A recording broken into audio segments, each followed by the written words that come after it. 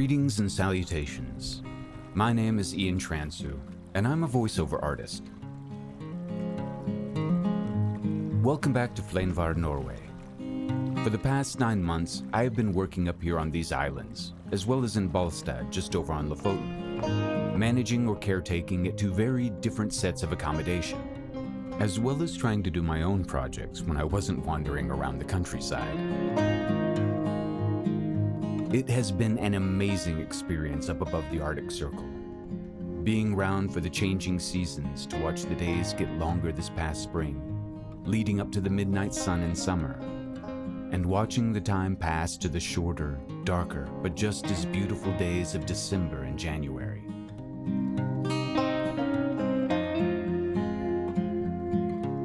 I'll take away so much from my time here.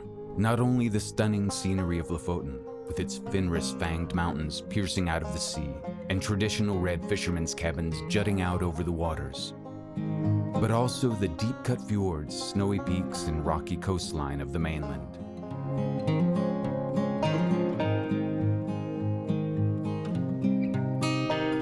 And, of course, the countless evenings staring up at the sky in hopes of catching the northern lights.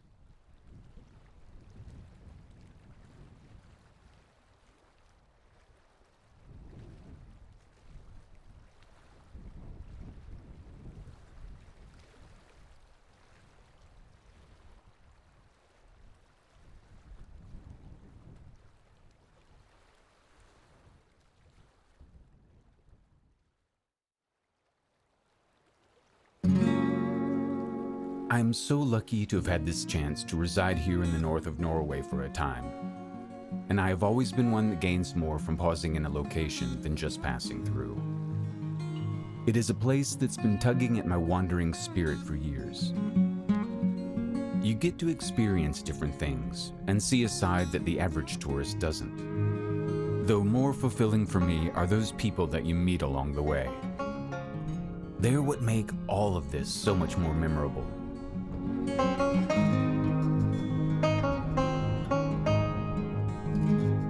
But after a quiet Christmas and New Year's spent with a small handful of guests and some of the few locals that actually stay here on the island in winter, it's come time to make my way back to the Czech Republic, to the country I feel in my heart is home.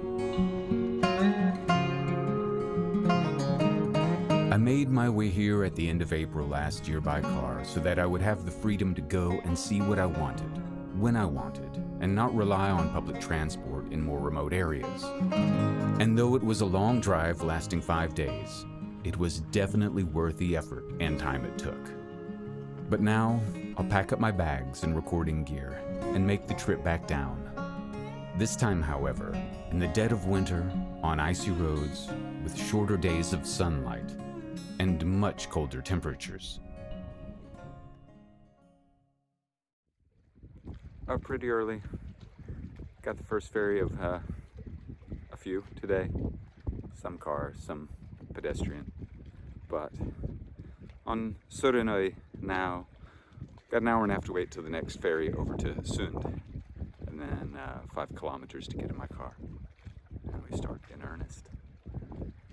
But a lovely morning. It's just beautiful out here. I'm gonna miss it.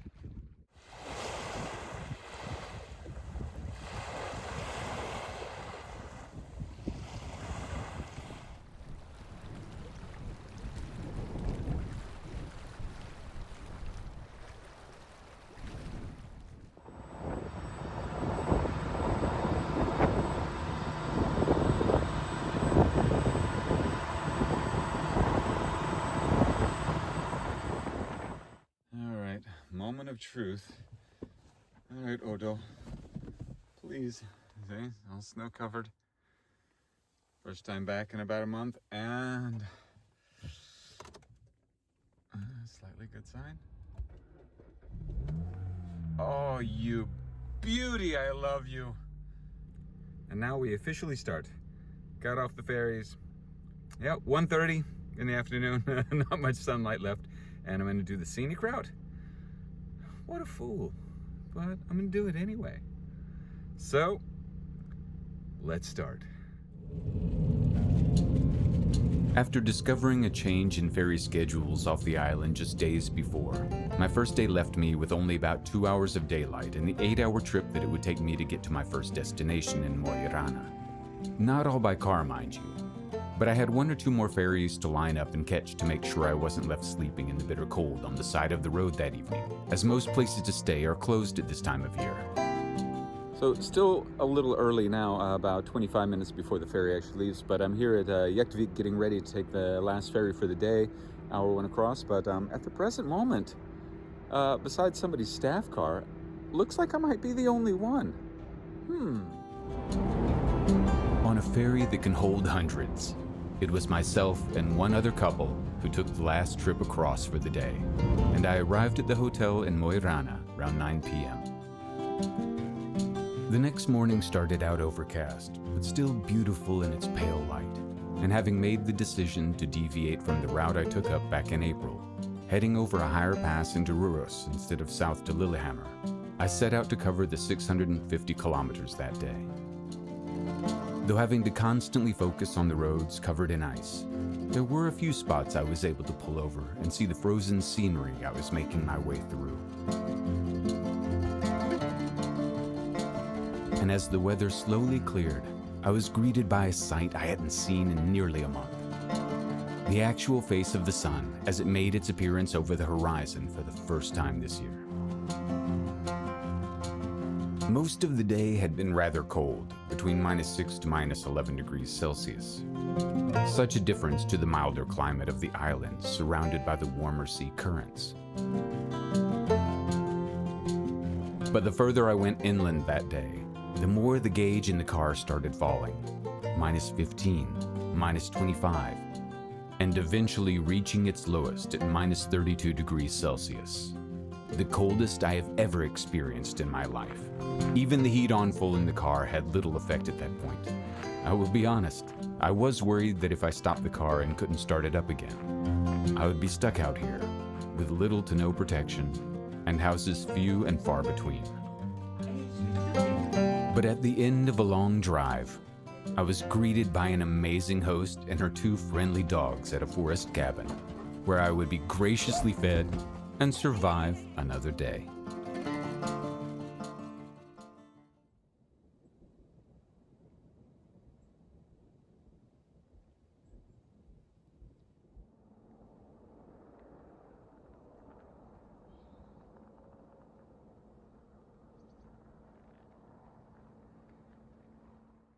So day 3 begins. I decided to take a break after quite a long drive yesterday, and through some really icy conditions.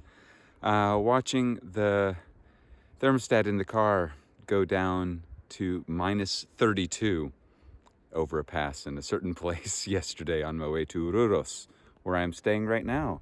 So yeah, a day in Røros to enjoy. I haven't been here since 2000. So with my friend Jonathan, a long time ago. So yeah, good to explore again and see this really classic, amazing Norwegian town and all its wooden houses and the church and everything. So, time to keep exploring.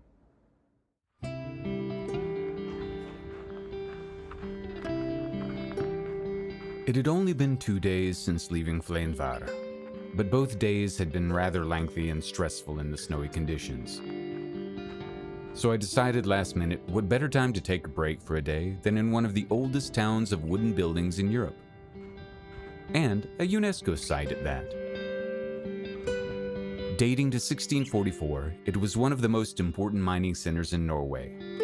Surrounded by national parks, one of Northern Europe's largest canyons, and one of the most popular Christmas markets in the country.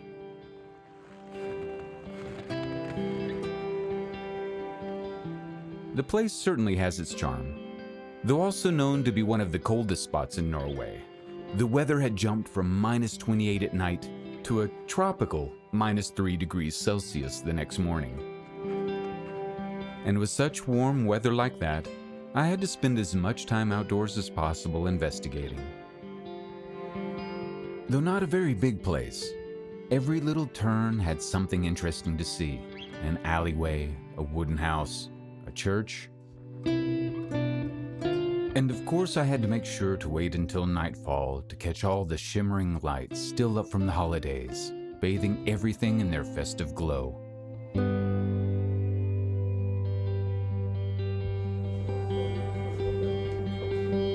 As well as sample the locally produced beer at a respectable hour.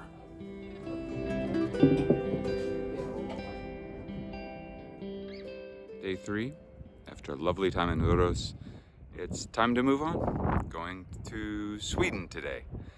Gonna cut out a bit of the icy roads in Norway and just to see something different. Gonna go to a new place. I'll tell you more about it later, once I actually decide where exactly it is. So, excuse me.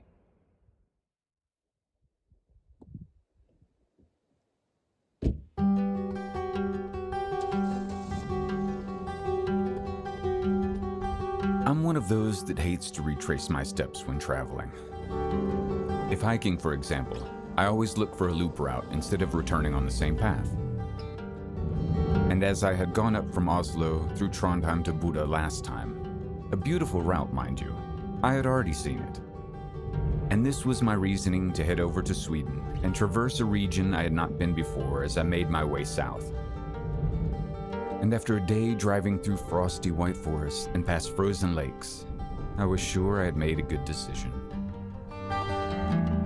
As the sun hung low over the horizon, casting long shadows and reflecting its golden light over the vast snowy landscape, I found myself stopping more often and just taking in the magic that this world still has left in it, when you just pause and look.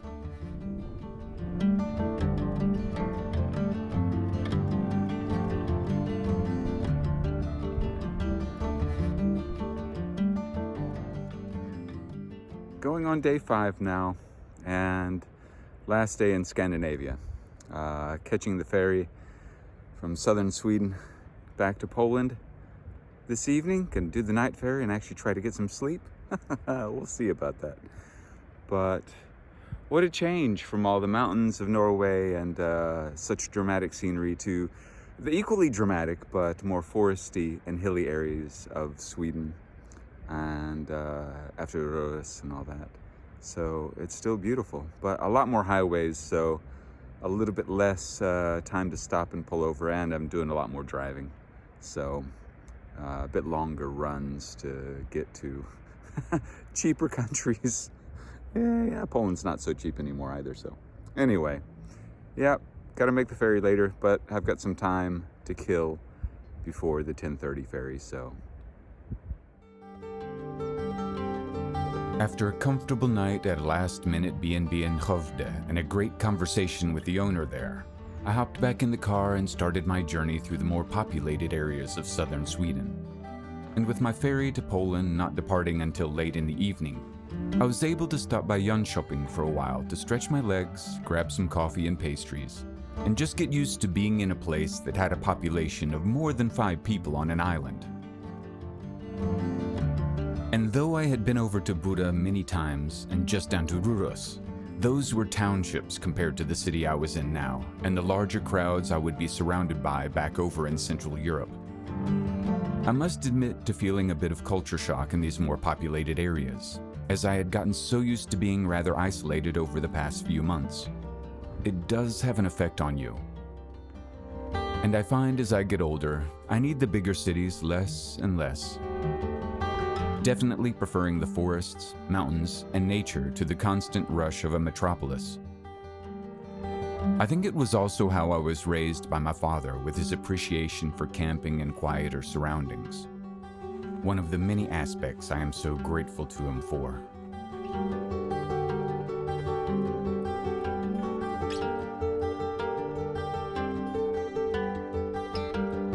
As I pulled into Ystad after an exceedingly heavy snowstorm that came from nowhere, I found a place by the ferry terminal to park and went to explore the last Scandinavian city on my trip home.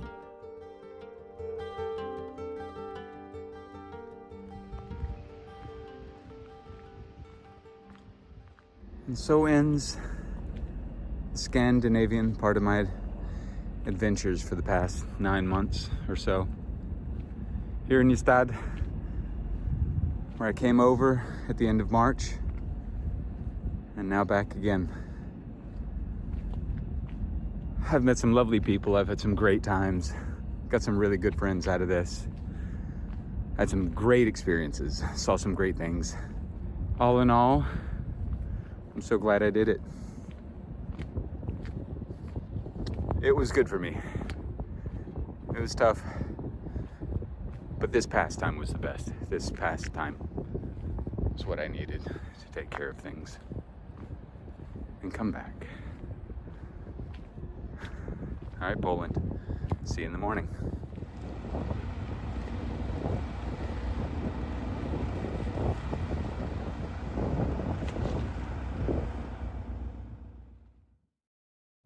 And for the last few thousand kilometers, this has been mostly my life. No, I'm okay. Really, I'm fine. Day 6 and finishing up at Zamek Karpniki, near the Czech border, finishing up in Poland.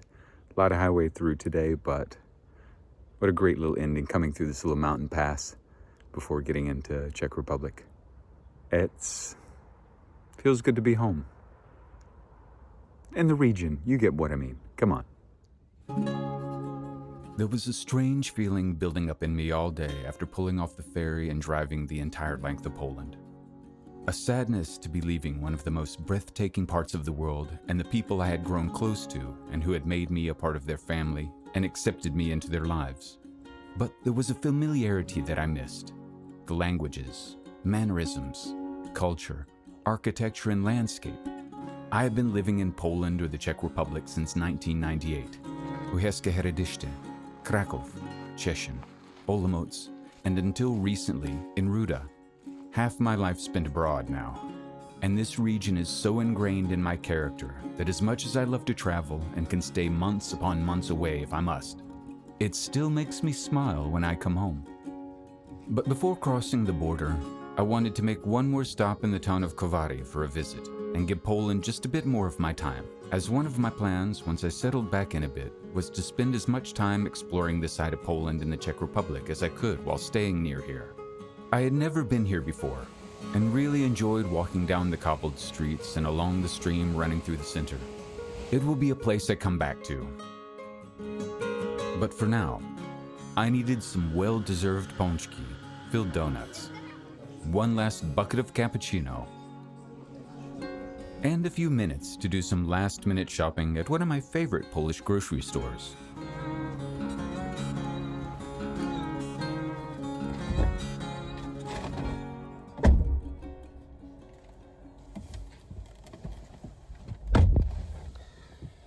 All right, we've done our shopping at Biedronka, and yeah, last stop on the Polish side.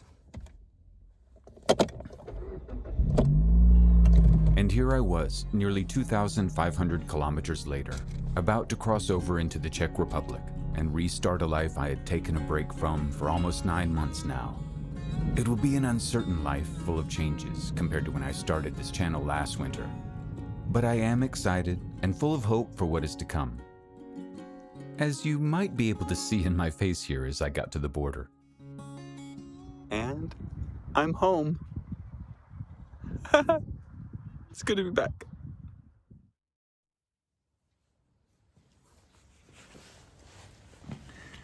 A very heartfelt thank you to all of you following along and watching these little vignettes. I have so much more material both from Norway and from all the recent excursions I've been taking around this area where I'm temporarily hanging my hat.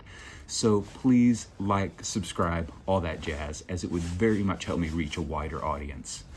And if you really want to see more and help out, please consider supporting me on Patreon, as any help would definitely be appreciated so that I can eventually take over the world. Damn, did I say that out loud? Oh well. What I meant to say was, thank you all very much, and see you again soon. Ciao.